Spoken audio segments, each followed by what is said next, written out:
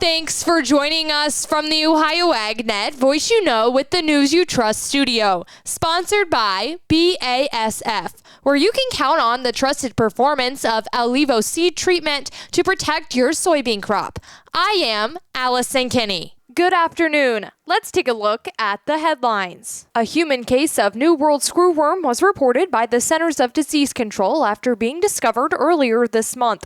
Colin Woodall, CEO of the National Cattlemen's Beef Association, says while it's something the cattle industry needs to monitor, this isn't a risk to the U.S. livestock industry. From what we understand, it was an individual who had made a trip to one of the countries in Central America that has New World screwworm, which is all of the countries in Central America right now. Came back, had some pain, went to seek treatment, and discovered that they were infested with New World screwworm larvae. I think the key is that the CDC protocols work. They identified it. CDC is not a PR agency. I can't speak as to why they make the decisions of what they announce or don't announce, but we do know that the protocol worked, and that individual was treated and the larvae were destroyed. And while, yes, it's surprising to see that particular story, it's not shocking. There have been cases in the last couple of years in the U.S. There was a human case in the United States last year in 2024. There was one in 2023. We also know of one that happened in 2014, and all of them were very similar. These were individuals who traveled to a country that had New World screwworms, brought the larva back with them, and then when the pain got unbearable, went to seek treatment, and the CDC was engaged. It was identified, and those larvae were destroyed. So we as NCBA, we're not shocked to see that there is a human case. Woodall said the protocols for protecting humans and livestock from New World screwworm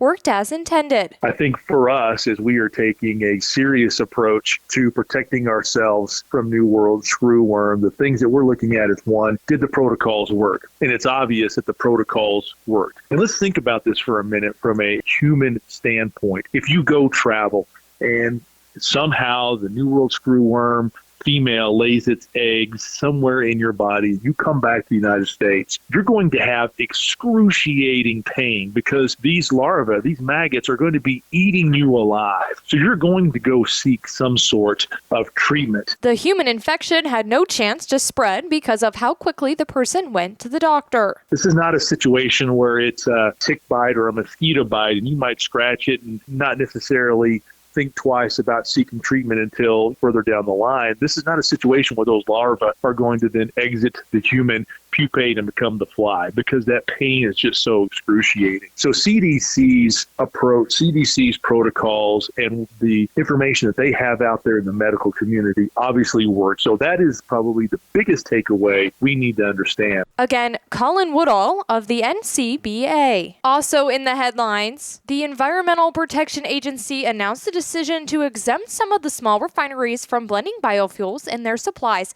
at levels required under the Renewable Fuels Standard. Out of the 175 outstanding petitions, the EPA granted full exemptions to 63, partial exemptions to 77, and denied another 28, while determining 7 were ineligible. National Corn Growers President Kenneth Hartman Jr. said the agency has taken a big step toward resolving a stubborn issue that has lingered without resolution for too many years.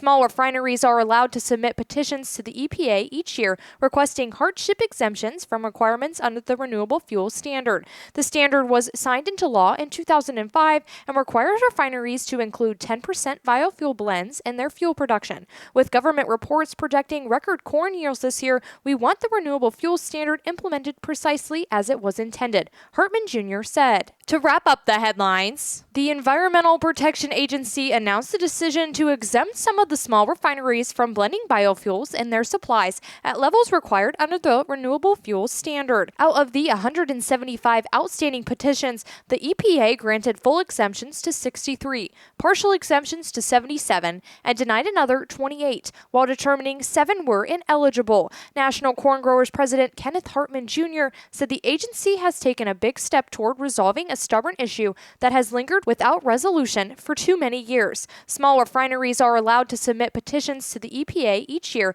requesting hardship exemptions from requirements under the Renewable Fuel Standard. The standard standard was signed into law in 2005 and requires refineries to include 10% biofuel blends in their fuel production. With government reports projecting record corn yields this year, we want the renewable fuel standard implemented precisely as it was intended, Hartman Jr. said. Now let's take a look at those markets. This market report is brought to you by Seed Consultants, simply better performance. Learn more online at seedconsultants.com. September corn closed in today at 1 3/4 at 387.5. December corn down 2 3/4 at 409.5. March corn down 3 1/4 at 426.5.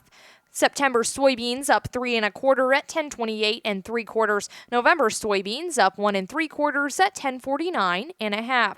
May soybeans up 1 even at 1096 1/4. September wheat up 2 3/4 at 509.5. December wheat up 2 even at 531 3/4.